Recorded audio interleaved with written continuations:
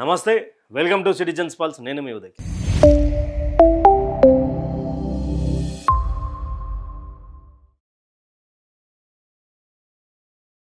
గణపతి చాలా పేరు మోసినటువంటి మావోయిస్ట్. ఆయనతో పాటు ఆయన సన్నిహితులు కూడా చాలామంది లొంగుబాటుకు చేరుకున్నారు, చాలామంది లొంగిపోయారు. కొంతమంది అయితే మేము లొంగిపోలేదు, పోలీసులకు జస్ట్ సరెండర్ అవ్వడానికి వచ్చాం, లొంగిపోవడం వేరు సరెండర్ వేరు అంటూ కూడా గతంలో దేవ్జీ కానీ నంబాల కేశవరావు కానీ ఇక వివిధ రకాలుగా చాలామంది నాయకులు, మావోయిస్ట్ నాయకులు మాట్లాడినటువంటి ఒకసారి ఈ కథనం చూడండి. ఈ కథనం చాలా ఉద్వేగానికి గురి చేసేటువంటి కథనం. తన కొడుకు, నాన్న ఒక్కసారి నిన్ను చూడాలని ఉంది రా, నేను పుట్టినప్పటి నుండి నేను ఎప్పుడు నిన్ను చూడలేదు, కన్న తండ్రి ప్రేమ నేను ఎప్పుడు చేరలేకపోయాను అంటూ కూడా తన గణపతి కొడుకు ఆడియో ఒకటి లీక్ అయింది. అయితే అసలు ఈ యొక్క విషయంలో సరే మావోయిస్టులు అందరూ సరెండర్ అవుతా ఉన్నారు, లొంగిపోతూ ఉన్నారు, ఇదంతా ఒక కాన్సెప్ట్. అయితే ఇక్కడ ఛత్తీస్గఢ్లో లొంగిపోయినా అలా గవర్నమెంట్ ఉన్న భారతీయ జనతా పార్టీ ఎలాంటి రియాక్షన్స్ ఉండవు. ఫడ్నవీస్ మహారాష్ట్ర సీఎం చేతుల మీదుగా ఎంతమంది లొంగిపోయినా అక్కడ Bharatiya Janata party central committee ఎలాంటి రియాక్షన్స్ ఉండవు. కానీ కాంగ్రెస్ పార్టీకి సంబంధించినటువంటి తెలంగాణ ముఖ్యమంత్రి రేవంత్ రెడ్డి ఆధ్వర్యంలో 150 మంది దాకా చేరారు అనే ఒక వార్త ఇప్పుడు సంచలనం రేపుతా ఉన్నది. ఈ విషయంలో సెంట్రల్ హోంశాఖ అమిత్ షా రేవంత్ రెడ్డిని పిలిపించుకొని దీని మీద సన్నాహక సభలు చేయించాలనే దిశగా రేవంత్ను ముందు పెట్టి రాజకీయాన్ని నడుపుతా ఉన్నటువంటి పరిస్థితి. ఒకసారి చూద్దాం దీనికి సంబంధించినటువంటి. మావోయిస్ట్ మాజీ దళపతి గణపతి లొంగుబాటు ? నేడు ఢిల్లీలో నక్సలైట్ల మెగా సరెండర్ మేళ. గణపతి సహా 150కి పైగా నేతల క్యాడర్లో లొంగుబాటు. కేంద్ర హోంశాఖ మంత్రి అమిత్ షా, తెలంగాణ సీఎం రేవంత్ హాజరు. ఈ నెల 31న మావోయిస్ట్ ముక్త్ భారత్ సభకు కేంద్రం సన్నాహాలు. లొంగుబాటును ధృవీకరించని రాష్ట్ర పోలీస్ విభాగం అని చెప్పేసి రాసుకుంటచ్చు. అయితే ఇక్కడ ప్రతి విషయంలో ఇప్పటికీ 64 సార్లు రేవంత్ ఢిల్లీ పోయిండు అని చెప్పి అన్ని వార్తాపత్రికల్లో వచ్చినా కూడా రేవంత్ ఢిల్లీ పోతే 64 సార్లలో దాదాపు 30 సార్లే అలా అధిష్టానం కాంగ్రెస్ పార్టీని కలిసినటువంటి పరిస్థితి.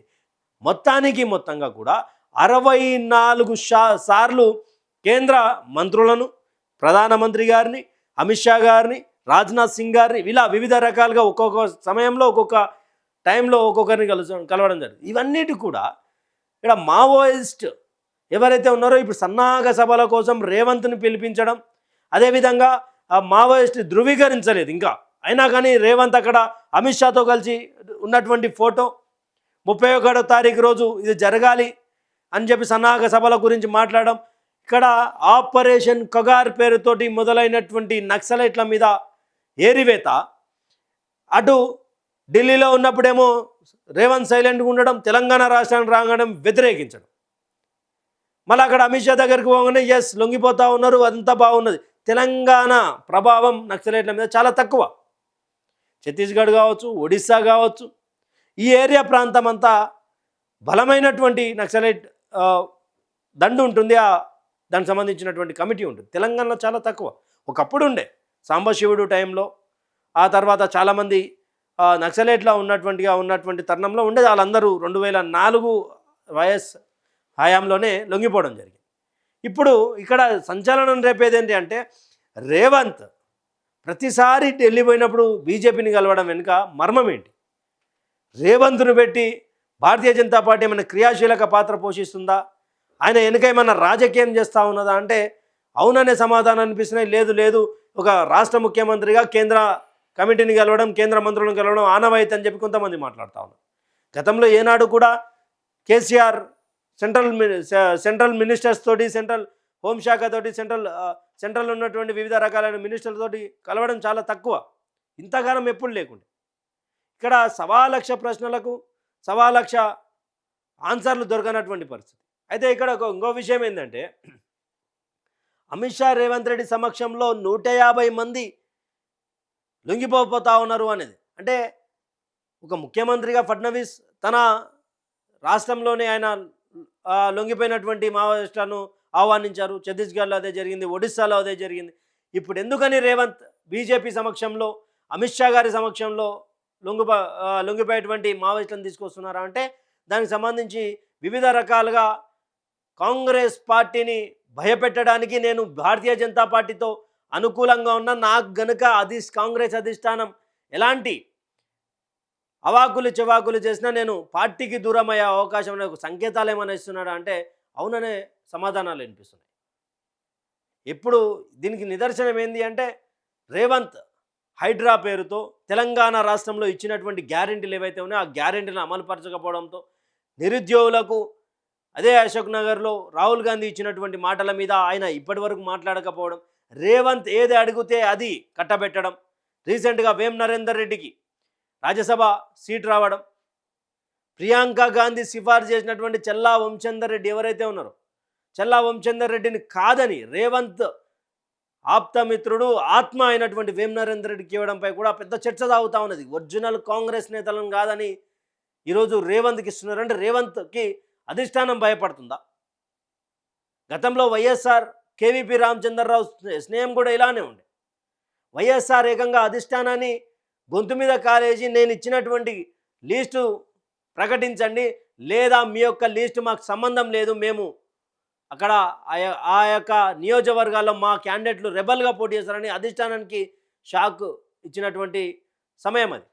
అలా ఏమైనా వైఎస్ఆర్ లాగా రేవంత్ రెడ్డి ఏమైనా ప్రయత్నం చేస్తున్నారా అంటే అంత కరేజ్, అంత అన్ని ఎమ్మెల్యే సీట్లు లేకపోయినా ఇక్కడ ఉన్నటువంటి 119లలో పూర్తి స్థాయిలో భారతీయ జనతా పార్టీ ఏ రాష్ట్రంలోనూ అధికారంలోకి రావాలి అంటే అందరికీ తెలిసిందే ప్రాంతీయ పార్టీని బొందబెట్టి అక్కడ కాంగ్రెస్ పార్టీని అధికారంలోకి తీసుకొచ్చి అధికారంలో ఉన్నటువంటి కాంగ్రెస్ పార్టీ చేస్తున్నటువంటి అరాచకాల మీద, కాంగ్రెస్ పార్టీ ఫెయిల్యూర్స్ మీద బీజేపీ పునాది వేసుకొని పొత్తుతో అధికారంలోకి వచ్చే పరిస్థితి ఉంటుంది. కానీ ఇక్కడ కాంగ్రెస్ పార్టీ ఇన్ని చేసినా కూడా భారతీయ జనతా పార్టీ ఎలాంటి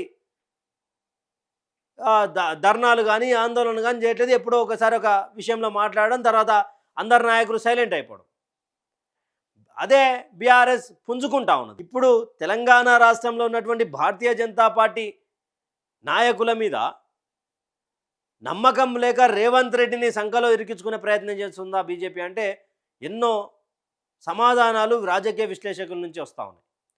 ఉండొచ్చు, రాజకీయంగా ఇక్కడ ఉన్నటువంటి భారతీయ జనతా పార్టీ నాయకులు క్రియాశీలకంగా లేరు. 2028లో ఏమైనా అటు ఇటు అయితే రేవంత్ బయటికి వచ్చి భారతీయ జనతా పార్టీలో తన ఎమ్మెల్యేలను కలిపి ప్రభుత్వం ఏర్పాటు చేసే దిశగా ఉండొచ్చు. లేదా కవిత ఆల్రెడీ బీఆర్ఎస్ పార్టీని సస్పెండ్ అయింది, తన సొంత పార్టీని వ్యతిరేకిస్తూ ఈరోజు రేవంత్ రెడ్డి ఇస్తున్నటువంటి ఏదైతే స్క్రిప్ట్ ఉందో అదే చదువుతూ ఉన్నది, అదే విధంగా మాట్లాడుతున్నదని చెప్పేసి బీఆర్ఎస్ నేతలు ఆరోపించడం, కవితను పావుగా పెట్టుకొని ఇక్కడ రేవంత్ రాజకీయాలను భారతీయ జనతా పార్టీ వైపు ఏమైనా తిప్పే అవకాశాలు ఉంటాయా ఫ్యూచర్లో అంటే ఉండొచ్చు అని కూడా రాజకీయ విశ్లేషకులు చెప్తా ఉన్నారు. తన తండ్రి తెలంగాణ ఉద్యమం కోసం పోరాడినటువంటి కేసీఆర్ గారి పార్టీ నుంచి బయటికి వచ్చి ఈరోజు రేవంత్ కవిత బిజినెస్ పార్ట్నర్లు అన్న విషయాన్ని తెలంగాణ ముందర ఉంచింది బీఆర్ఎస్ పార్టీ. మరి బీజేపీ ఒకవేళ ఎలాంటి సాక్ష్యాధారాలు లేకుండా లిక్కర్ స్కామ్లో కవితను అరెస్ట్ చేసి ఉంటే, అదే మనీష్ సిసోడియా అక్కడ ఉప ముఖ్యమంత్రి ఆయన తీసుకుపోయి లోపలేసిరు కదా, ఆంధ్రకు సంబంధించినటువంటి నాయకులను అరెస్ట్ చేసిరు కదా, ఏకంగా అరవింద్ కేజ్రీవాల్ని అరెస్ట్ చేసిరు కదా. మరి ఇప్పుడు క్లీన్ చీట్ చేయడం వెనుక మర్మం ఏంటి? కవిత రేవంత్ ఇద్దరు కలిసి బీజేపీకి ఏమైనా తోడ్పాటు ఇచ్చే అవకాశం ఉంటుందా? వీళ్ళిద్దరు కలిసి ఏమైనా రాజకీయంగా బీజేపీని హైప్ చేయాలా? బీజేపీతో వీళ్ళు సపరేట్గా పోటీ చేసి హంగొచ్చినా కూడా భారతీయ జనతా పార్టీని కలుపుకొని ప్రభుత్వం ఏర్పాటు చేసే దిశగా మనం పోతా ఉన్నారు. ఇవన్నిటికీ కూడా బీఆర్ఎస్ పార్టీ రోజుకు ఆరోపణలు చేస్తూ ఉన్నది కవితపై, అదేవిధంగా రేవంత్పై. ఎక్కువ శాతంగా భారతీయ జనతా పార్టీలో మెలగడం, తర్వాత భారతీయ జనతా పార్టీని రాష్ట్రంలో ఉన్నప్పుడు తిట్టడం, తర్వాత ఢిల్లీకి పోయినాక ఆయనతో సత్సంబంధాలు పెట్టుకోవడం. ఆల్రెడీ గతంలో చెప్పిండు, నేను చదువుకున్నది నా స్కూలింగ్ అంతా బీజేపీ, నా ఇంటర్ డిగ్రీ అంతా టీడీపీ, ఈరోజు జాబ్ చేస్తుంది కాంగ్రెస్ అని. మరి జాబ్ చేస్తున్నటువంటి కాంగ్రెస్ ఎన్ని రోజులను ఒకే ఆఫీస్ అని చెప్పేసి ఇంకో ఆఫీస్ బీజేపీ వైపు చూసే అవకాశాలు ఏమైనా ఉంటున్నాయా అనేది పెద్ద క్వశ్చన్ మార్క్ అయింది ఇక్కడ. ఇక్కడ అసలు గణపతి చాలా సీనియర్ లీడర్ ఈయనను ఈరోజు అమిత్ షా గారి ఆధ్వర్యంలో లొంగుబాటు చేస్తున్నామని చెప్పి చూపించడానికి ఇక్కడ రేవంత్ రెడ్డి ఏమైనా రాజకీయంగా పావులు కదులుతున్నాడు అంటే అవుననే సమాధానాలు వినిపిస్తాయి. ఎందుకంటే గణపతి గతంలో చాలా ఇక్కడ ఉన్నది చూడండి ఒకసారి. 1949 జూన్ 16 తెలంగాణలోని కరీంనగర్ జిల్లా, ప్రస్తుతం జగిత్యాల జిల్లా సారంగాపూర్ మండలం బీర్పూర్ గ్రామంలో జన్మించారండి 1949.